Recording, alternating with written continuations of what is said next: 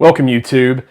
I'm a longtime John Ford fan. I love The Searchers. I love The Man Who Shot Liberty Valance. So many classics from this great director. Even the documentary directed by John Ford. And I had never seen Wagon Master. Now, this is a John Ford Western without John Wayne, which is part of why I suspect it's not as popular as some of the others. But it features a lead performance from Ben Johnson, who you may recall from Shane, the guy who gets into the sody pop fight with Shane in one of the best sequences in Western history. So he is playing alongside of Harry Carey Jr., and they're a couple of drifters out, trading around, doing different business with horses and so forth, and they come upon a group of Mormons led by Ward Bond, of all people, and a really fun performance from him. He's trying not to be too angry and swear. It's funny. It works well. And I think Ward Bond is almost against type there, and he's almost like struggling against his own nature. So it adds like an extra effect to what you see on screen. It's really cool. It's a good performance from him. Something that if you're used to that actor, it might give you a little bit of a surprise there. But they ride along in these beautiful shots of the desert.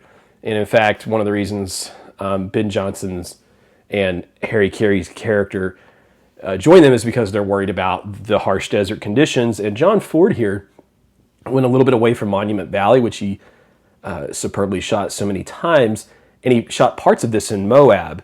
And to my understanding, some of it was maybe to the east of a place like Dead Horse Point State Park, which I've been to, which is a beautiful area. And I loved the departure from some of his normal shooting locations. I felt like he added so much visual interest in this film for someone who has seen many of his others. It is just a great looking Western. And something that I've noticed in the romance part of this movie, they come upon a group of, I don't want to call them hustlers. I don't want to call them performers. For now, let's just call them a group of people who have an interesting lifestyle. And Joanne Drew plays the love interest of Ben Johnson, and she kind of holds up to him in a similar way that Angie Dickinson holds up to John Wayne in something like Rio Bravo. Very well matched, has the energy and the gusto to sort of stand beside of him. You know, something I thought about this picture as I was watching was that I was glad John Wayne wasn't in it. Not because I'm not a John Wayne fan, but because I like Ben Johnson being closer to an everyman who's called in a situation that anybody could be called in at any time, and that is he has a choice about how much effort he's going to put into just helping some people he doesn't really know. It's such a common, regular, everyday problem, and he kind of rises to the occasion, and that's part of what I love about this movie. There's a goodness to it. There's a chipperness. And it's authentic. It's never forced, and you know, something about John Ford in his films that I've always noticed, that I've always admired. This is a group of, Mormons who are traveling across the desert and across some difficult situations, and different factions and groups kind of bounce in and out of this thing. But John Ford isn't obsessed with trying to dissect who has the correct belief set. Is it the Cowboys? Is it the Mormons? He doesn't care about that. What he cares about is the small interactions and how people treat one another. And an example of this. So do you, say, care whether or not you're using water?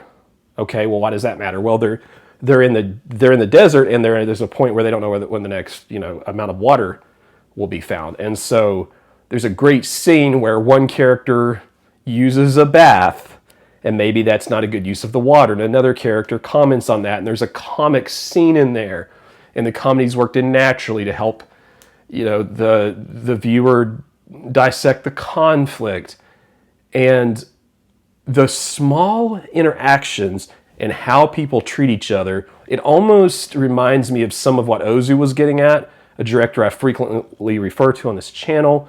There's a collectivism to it. It doesn't have that kind of rugged individualism that some Westerns do. And so watching it, I was really comforted by the message of what a group of people can do when they truly do work together. And it's not cheesy the way that this presents, like maybe I'm making it sound. It just works really well. I also enjoy the resourcefulness of the characters. Ben Johnson, again, not necessarily equipped to take a large group across the desert, but he does so anyway. And the land itself, while being beautiful, is quite terrifying. That's great. There is a song, Shall We Gather at the River? You've probably heard that in a Ford picture before.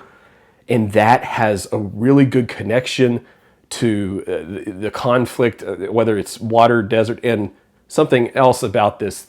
When you hear that song, you don't have to be religious at all to understand what that song's getting at. It's not as much about the prayer at the river as it is the gathering at the river and the fact that all these people are working together. And when people don't, there tends to be a consequence that they haven't done that. Terrific comedy in this thing, great performances. Despite the ending being a little less than what I wanted, it wasn't as believable and as thoughtful. In fact, I almost wish the writers had played around a little bit more with it, because you're going to notice a drop in quality toward the end in certain parts, and that's the only thing that holds the picture back for me. But overall, this film, when I was watching it, I felt like, as being a longtime John Ford fan, I had found something that I did not expect to find, which was another film that I would really enjoy in his filmography, at a level maybe just below his very, very best films. So I would put this in there somewhere with, like, Fort Apache, maybe not The Searchers or Liberty Valance or one of those really upper tier westerns, but maybe just below that. And I will watch this movie multiple times, probably going to be in my top 25 westerns. But I want to make a video about this for the people that do watch the western content on here, because if you're like me, you may not have realized that it's this great movie that you need to see. So what westerns do you like with some of these actors? What are your thoughts on John Ford? Have you seen the picture? Do you have any thoughts that you could add to what I said? Let me know in the comments below, and we'll see you next time on Cody in the Cinema.